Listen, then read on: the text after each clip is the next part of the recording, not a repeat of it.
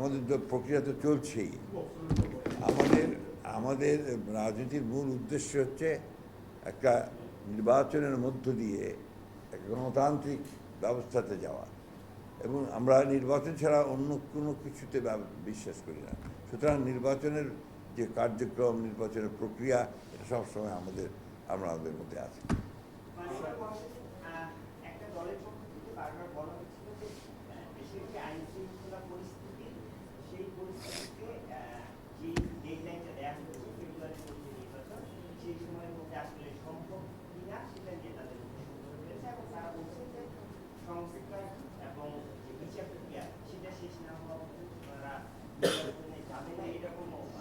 এটা তাদের নিজস্ব মত। আমরা এবং আমরা সব গোটা জাতি মনে করে অতি দ্রুত একটি নির্বাচন একমাত্র এখন পথ, যা দিয়ে আমরা বর্তমান রাজনৈতিক সংকট থেকে উত্তরণ করে গণতন্ত্রে উত্তরণ ঘটাতে পারি।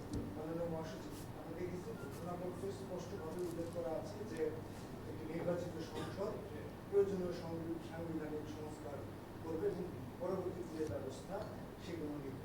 সেই ক্ষেত্রে এতদিন ধরে যে রাষ্ট্রীয় সংস্কার এবং যে পিয়ার এগুলো নিয়ে যে রাজনৈতিক দল, অন্য রাজনৈতিক দলগুলো কথা বলছে, আজকে গতকাল এই ঘোষণার মধ্য দিয়ে সেই আমরা যদি এটাকে বাধা বলি, সেগুলো দূর হয়ে গেল। ধন্যবাদ। যে ঘোষণা মানে প্রধান উপদেষ্টা দিয়েছেন ঘোষণাপত্রে, পরবর্তী নির্বাচিত সংসদ সংবিধানের যাবতীয় সংস্কার বা সংশোধনী বাস্তবায়ন করবে, এটাই আইনি এবং সাংবিধানিক প্রক্রিয়া। এর বাইরে অন্য কোনো প্রক্রিয়ার কথা আমাদের জানা নেই।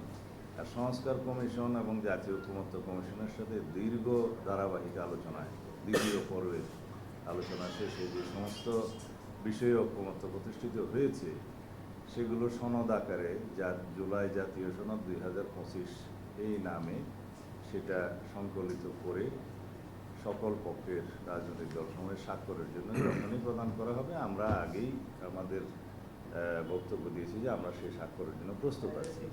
এবং সেটা বাস্তবায়নের প্রক্রিয়া নিয়ে অনেকেই বিভিন্ন রকমের বক্তব্য দিতে পারেন, সেগুলো নিয়ে আলোচনা হতে পারে। তবে মাননীয় প্রধান উপদেষ্টা ঘোষণাপত্রের মধ্যে যেটা উল্লেখ করেছেন, এটাই হচ্ছে একমাত্র বৈধ প্রক্রিয়া, যে নির্বাচিত সংসদ পরবর্তী সংসদে সাংবিধানিক সকল সংস্কার এগুলো পরিপূরণ করবে। বিএনপি সাধুবাদ জানালেও কয়েকটি দল, আমরা দেখলাম যে কয়েকটা রাজনৈতিক দল আকর্ষিত হয়েছে এই বিষয়ে, এবং নির্বাচন বানচালের দেশীয় এবং আন্তর্জাতিক ষড়যন্ত্র চলে। না, হতাশ হয়েছে বলেছে। হতাশ, যারা হতাশ হয় তারা সারা জীবনই হতাশ থাকে। আনুষ্ঠানিক প্রতিক্রিয়া হয়তো তারা এখনো দেয়নি, তাৎক্ষণিক প্রতিক্রিয়া তারা বলেছে। তা আমরা আশা করব তারা একটা পজিটিভ দৃষ্টিভঙ্গি নিয়ে এই জাতীয় সংকটের এবং গণতান্ত্রিক উত্তরণের পথটাকে পরিষ্কার করবেন, এটা আমরা আশাবাদ ব্যক্ত করি। জি,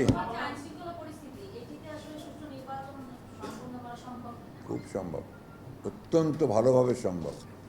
আপনার 3 মাসে আপনার 91-তে আপনার নির্বাচন হয়েছে, তখন একটা ছাত্র গণ অভ্যুত্থানের পরে সেই নির্বাচন হয়েছিল।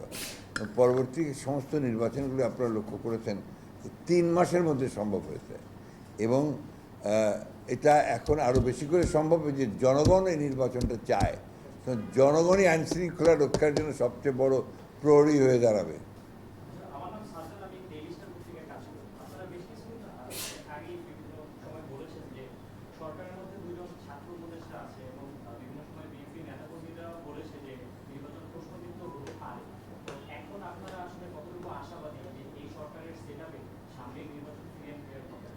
প্রফেসর নিশ্চয়ই এখন পর্যন্ত যতগুলো কাজ করে এসেছেন, তাতে করে উনি প্রমাণ করেছেন যে ভবিষ্যতেও তিনি নির্বাচনকে সুষ্ঠু অবাধ করার জন্য এমন কিছু করবেন না যেটা প্রশ্নবিদ্ধ হবে। যত তাড়াতাড়ি সম্ভব।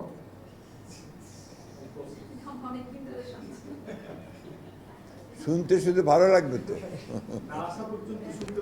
একটা ওয়েটিং ইজ আপনার, না? Thank you,